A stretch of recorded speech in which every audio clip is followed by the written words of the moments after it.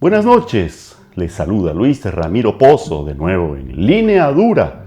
Ahora para el análisis del acuerdo con el Fondo Monetario Internacional en la serie El Fondo a Fondo. Margarita Guerrero nos acompaña esta noche,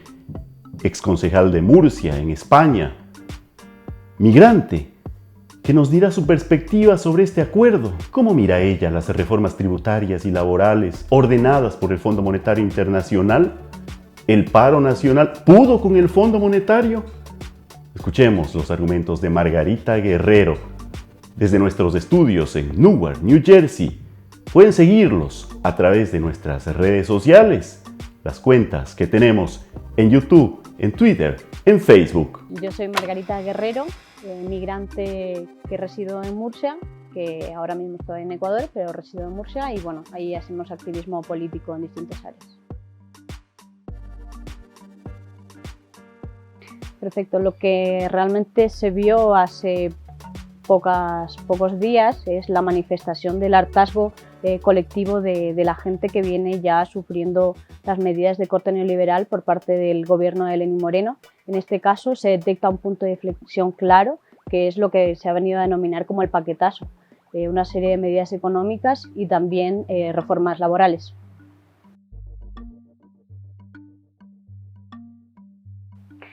Bueno, pues también la responsabilidad que ha tenido la comunidad indígena, las organizaciones indígenas a la hora de las movilizaciones es muy importante y de ahí que también sean un actor a tener muy en cuenta de cara a los procesos que se están desarrollando, tanto lo que se ha venido a denominar diálogo por parte del oficialismo de Moreno,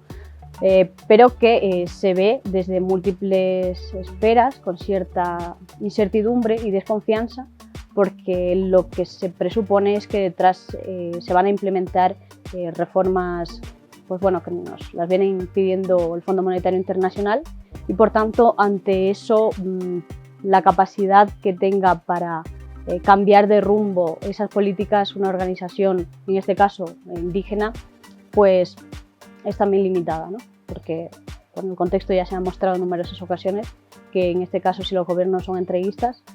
pues allanan mucho el camino para que esas medidas se pongan en marcha.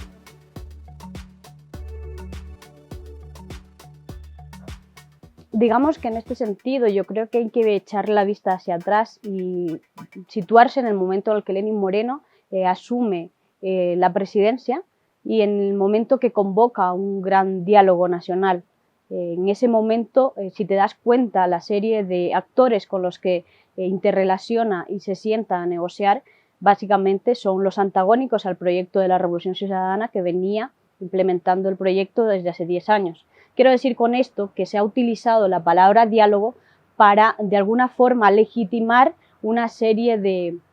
espacios que en la práctica han venido a suponer la sesión del programa por el que ganó las elecciones para implementar una agenda de sectores antagónicos y en este caso pues, se vuelve a recuperar la palabra diálogo en un contexto de una alta conflictividad. A mi modo de ver también pues, por la elevada presencia de la comunidad indígena, por el peso que tienen estas movilizaciones. Digamos que es como el actor, la organización de más peso, porque es cierto que también había muchos sectores que se movilizaron, pero reconocer a un único actor y no a varios, lo que ocasiona también es debilitar ese movimiento, ¿no? Lo fracciona, lo divide.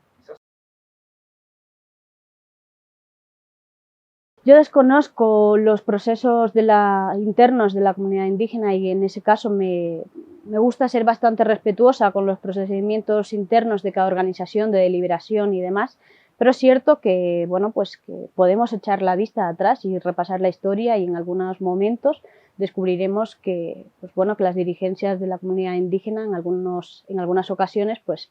han dado un margen de confianza que después los gobiernos han traicionado. Bueno, en este mismo caso ya estamos viendo que hay mucha desconfianza. Si tú te pasas por las calles puedes comprobar que la gente tiene mucha incertidumbre de lo que se va a terminar implementando con el decreto que se derogó. Habrá un nuevo decreto y al final la gente lo que teme es que esas medidas se van a implementar nuevamente. A ver, es que en este caso lo que tenemos que intentar también observar es lo que está ocurriendo en clave regional y es una serie de movilizaciones también de varios sectores de la población frente a medidas que estamos detectando que vienen desde otras esferas. Esto ya pasó en los 80 y en los 90, cuando pues implementaron medidas de corte neoliberal y vuelven nuevamente a implementarse, ¿no? En este sentido, pues nuestro continente ha sido y sigue siendo a día de hoy un continente de fuerte conflicto, de disputa permanente, una lucha de clases casi en términos históricos muy latente, muy permanente. Además, vivimos en un continente el más desigual del planeta y por tanto seguimos en esa conflictividad. No tenemos en este momento pues las herramientas necesarias para saber qué es lo que va a ocurrir en Ecuador o en la región, pero es cierto que Lenin está haciendo un papel pues a la derecha, ¿no? Está allanándole el camino para que los Nebot, Lasso y demás intenten en la siguiente contienda electoral ganar unas elecciones y implementar pues con más legitimidad todavía esas medidas de derecha. No obstante, como digo, estamos en permanente lucha y de hecho una de las cuestiones más preocupantes en este momento, además de la implementación de ese tipo de medidas, es también pues, la persecución política que se está dando, ¿no? Y las nulas garantías democráticas para que la oposición pueda hacer política y defender otros postulados alternativos a lo que está defendiendo Lenin y la derecha oligárquica.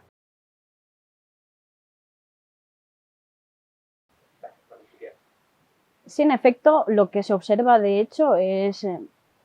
que la propia implementación del paquetazo, del decreto ejecutivo, o sea, utilizando esa figura, ya deja entender que intentaba minimizar los efectos que pudiera tener, la respuesta que pudiera tener de parte de la gente. Y en todo el manejo de la crisis, la respuesta social y la represión por parte del Estado, lo que se observa es una serie de descontrol por parte del propio gobierno de Moreno. Asimismo, las propias declaraciones en todo momento de los ministros altamente belicistas y de una altísima irresponsabilidad, porque además no paraban de criminalizar la protesta,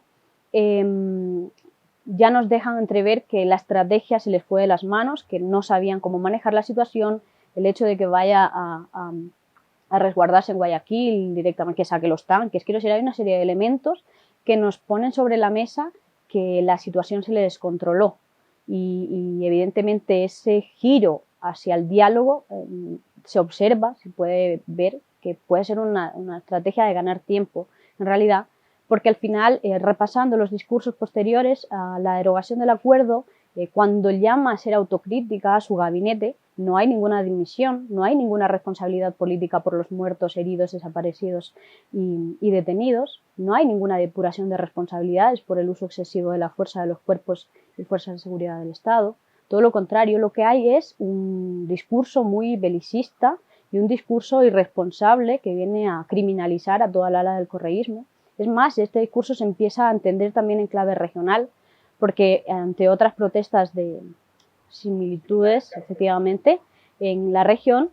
hay como una especie de conspiración castrochavista. Quiero decir, en vez de haber una explicación racional a lo que está ocurriendo, lo que hacen es tergiversar y utilizar el discurso, la narrativa, para intentar confrontar con la época de los procesos progresistas de América Latina, que en la práctica han supuesto conquista de derechos, ¿no? Entonces, en vez de asumir esas responsabilidades, asumir que las medidas económicas están siendo fuertemente rechazadas por la población, lo que vemos es que repasamos los periódicos y lo que dice es que efectivamente se detectaron errores en seguridad y en comunicación, cuando claramente lo que vimos no fue eso, fue una respuesta indignada de la gente frente a medidas del paquetazo económico y a las medidas de la reforma laboral. Por tanto, no hay ninguna asunción de responsabilidades. Eso nos lleva a plantear que en realidad el diálogo era una excusa más, digamos, pues una excusa para ganar tiempo, y que van a buscar nuevas alternativas para implementar esas medidas que es lo que también la gente está temiendo. Y por otro lado, lo que es altamente previsible que pase, porque si es una exigencia del Fondo Monetario Internacional para darnos liquidez, pues tarde o temprano lo tendrán que implementar de una manera o de otra, y lo que hace temer, el peor de los escenarios, es precisamente que se estén armando para utilizar toda la fuerza del Estado con una respuesta represora todavía mayor. Hemos escuchado a Margarita Guerrero en esta serie El Fondo a Fondo, el análisis de cómo mira las cosas de esta activista migrante, exconcejal de Murcia en España. Ustedes mañana nos pueden acompañar en el programa habitual de Línea Dura. Pueden seguirnos, como siempre, a través de las redes sociales en YouTube, Twitter y Facebook. Un gusto siempre acompañarles.